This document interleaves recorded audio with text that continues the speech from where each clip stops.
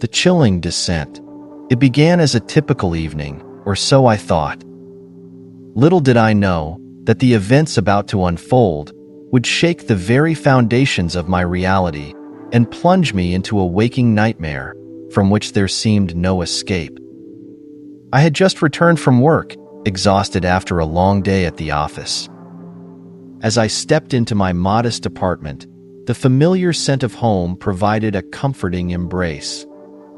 I kicked off my shoes, eager to unwind and let the stresses of the day melt away.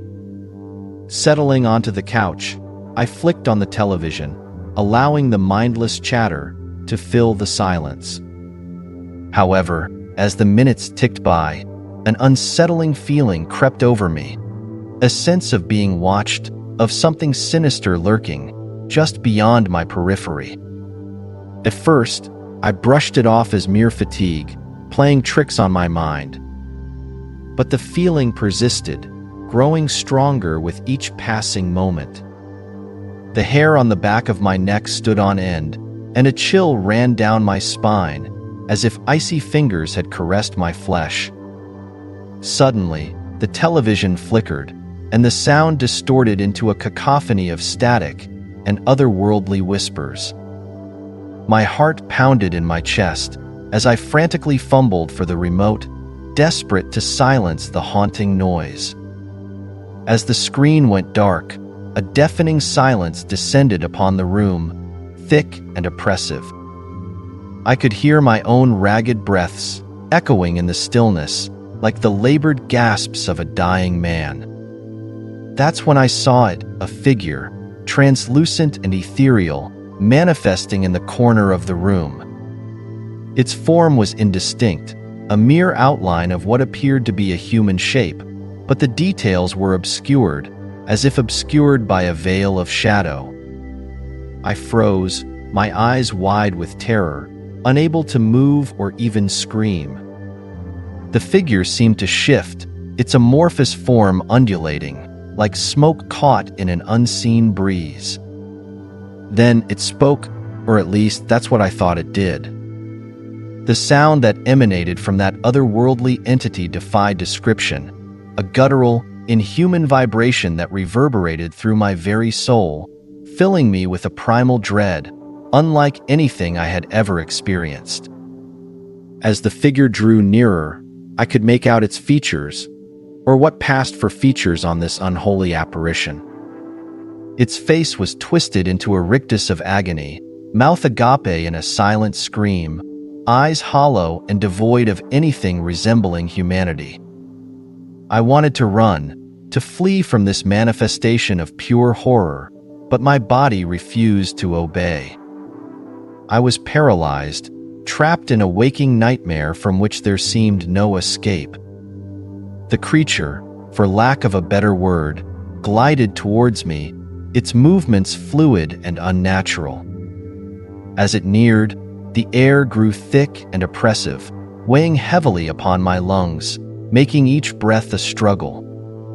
I could feel its presence, a malevolent force that seemed to seep into my very being, tainting my mind with visions of unimaginable terror.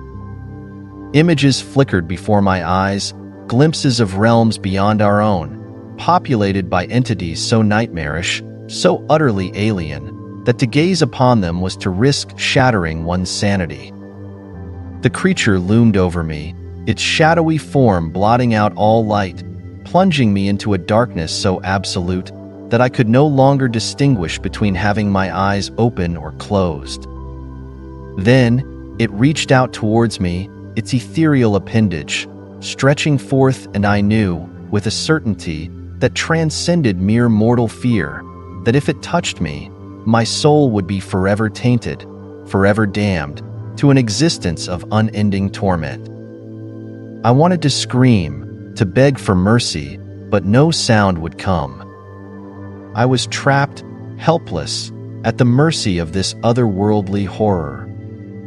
As its appendage drew nearer, time seemed to slow to a crawl. Each second stretched into an eternity of dread, every fiber of my being screaming in silent terror. And then, Just as I thought, the creature's icy touch would claim me. It happened. A blinding flash of light, searing my eyes, accompanied by a thunderous roar that shook the very foundations of the apartment. The creature recoiled, its form dissipating, like smoke in a gale, vanishing as quickly as it had appeared. I collapsed to the floor, trembling and drenched in a cold sweat, my mind reeling from the ordeal. As my senses slowly returned, I became aware of the acrid scent of ozone lingering in the air and the sound of distant sirens wailing in the night. Had it all been a hallucination, a vivid nightmare brought on by stress and fatigue? Or had I truly brushed against the veil, separating our world from realms beyond comprehension? To this day, I cannot say for certain. But one thing I know, the memory of that entity, that malevolent force, still haunts me. And in the darkest hours of the night, when the world lies silent, I can't help but wonder if it still lingers, waiting for another opportunity to breach the divide and claim me for its own. The uncertainty, the lingering dread, is perhaps the most terrifying aspect of all. For how can one defend against that which defies all logic and reason? How can one find solace when the very fabric of reality itself has been torn asunder, revealing glimpses of realms beyond our comprehension? I don't have the answers. All I have is the memory of that fateful night and the knowledge that, somewhere out there, in the vast expanse of the unknown, nightmares walk among us, waiting for the chance to drag us screaming into the abyss. The cursed relic. I should have listened to the legends. I should have heeded the warnings from the locals about disturbing ancient sites. But my archaeological obsession blinded me to the risks, the lure of potential discoveries, too tantalizing to resist. Now, I can barely recount what happened without shuddering in terror. It started innocuously enough on a sweltering summer dig in the remote Sudanese desert. Our team had been excavating the remains of an ancient temple city for several dusty weeks, with little more than scattered pottery shards and crumbling ruins to show for our efforts. The monotony was shattered when one of my assistants excitedly called me over to his pit, breathless words stumbling out about an incredible find. There, half buried in the baked earth, we began to uncover an exquisitely carved obsidian Celtic stone head, nearly 2 feet tall. Although geographically out of place for Celtic artifact, the intricate knotwork patterns were unmistakable. As we carefully extracted and cleaned the relic, I traced the finely etched lines with an almost devotional reverence. This was the career-defining discovery I had been seeking. That night, as I meticulously documented and studied the mysterious relic, I began to perceive faint ethereal whispers hovering at the edges of perception. A trick of the desert wind, I reasoned at first. But the alien murmurings only grew more insistent, like anguished pleas or wails of agony in an unknown language. I tried dismissing the unsettling auditory hallucinations as fatigue from the relentless heat and intensive labor. Yet they persisted, invading my fitful dreams with harrowing intensity until I was jolted awake in a cold sweat. The following days plunged into a nightmarish cycle as I became unwittingly enthralled by the relic's siren call. I pored over it incessantly, cataloging each groove and contour in an obsessive trance while the malevolent whispers echoed through my mind. My unnatural fascination began alienating me from colleagues and friends who begged me with increasing desperation to put the infernal thing away before it utterly consumed me. But I was deaf to their pleas, a woman possessed. Simply being parted from the relic would trigger tremors of withdrawal, a bone-deep craving to return to its dark presence.